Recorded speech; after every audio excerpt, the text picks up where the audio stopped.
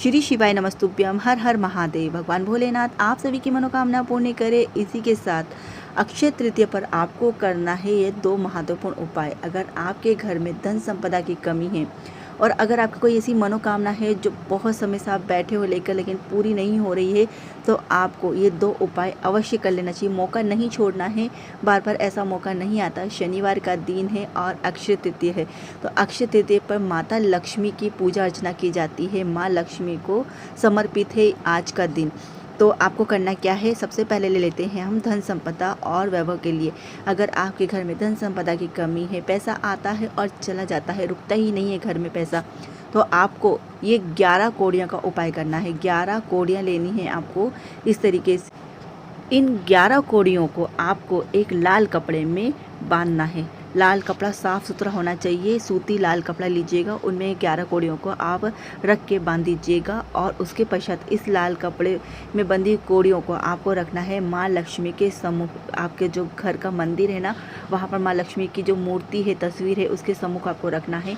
एक दीपक तैयार करना है घी का, उस दीपक को माँ लक्ष्मी के सम्मुख आपको जलाना है, प्रज्वलित करना है। और आपको माँ लक्ष्मी से प्रार्थना करनी है कि आपके घर में जो भी दुख दरिद्रता है, जो भी पैसे की तंगी है, वो दूर हो। इस तरह से आपको प्रार्थना करनी है। और कुछ भी मीठा आप बनाइए, या तो हलवा बनाइए, उसका आप माँ लक्ष्मी को भोग लगाइए। जब ये भोग लगा देंगे, उसके बाद सारा प्रसाद आप घर के सदस्यों में बांट दीजिए। और जो कौड़ियाँ आपने लाल कपड़े में बांध के रखी थी, उन कौड़ियों को उठाकर आपके जो तिजोरी है ना, वहाँ पर आप रख दीजिए।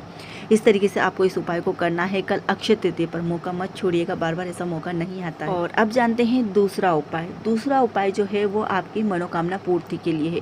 अगर कोई ऐसा कार्य है जो काफ़ी समय से आप सोच के बैठे हैं लेकिन पूरा नहीं हो रहा है, करने का मौका ही नहीं मिल रहा है, या कोई ऐसी इच्छा है जो पूरी नहीं हो रही है, तो आप कल अक्षय तृतीया पर ये उपाय अवश्य करेगा। इस उपाय में आपको करना क्या है, आपको जाना है भोलेनाथ के मंदिर में। भोलेनाथ के मंदिर में जाना है। उससे पहले आपको क्या क्या सामग्री लेके जाना है, इस बात को भी ध्यान से सुन लीजिए।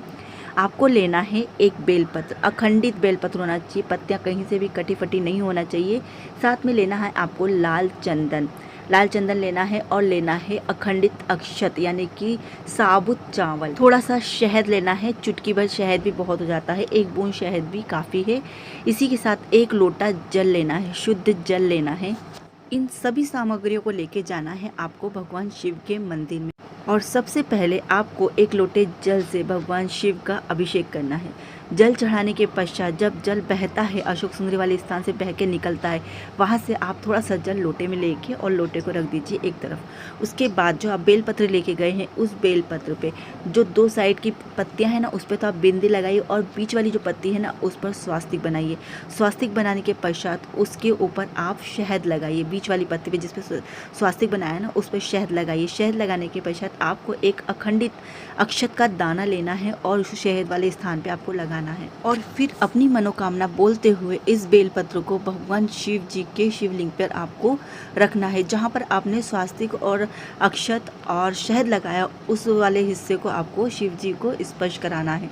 आपको पता ही किस तरह से बेलपत्र रख जी के ऊपर उस तरह से आप बेलपत्र रख दीजिए और अपनी मनोकामना जो है ना, वो बोल दीजिए। इस तरह से आपको इस उपाय को पूरा करना है।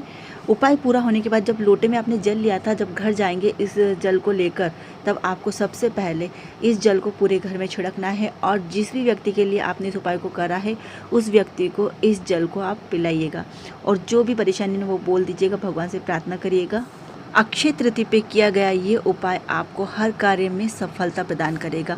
उपाय जानकारी समझ में आ गए हों तो कमेंट में श्री शिवाय नमस्तुभ्यम अवश्य लिखिएगा। और अगर नहीं समझ में आया तो कमेंट में आप पूछ सकते हैं। फिर मिलती हूँ इसी तरह के उपाय और जानकारियों के साथ में। तब तक के लिए राधे राधे, श्री शिवाय नमस्तुभ्यम।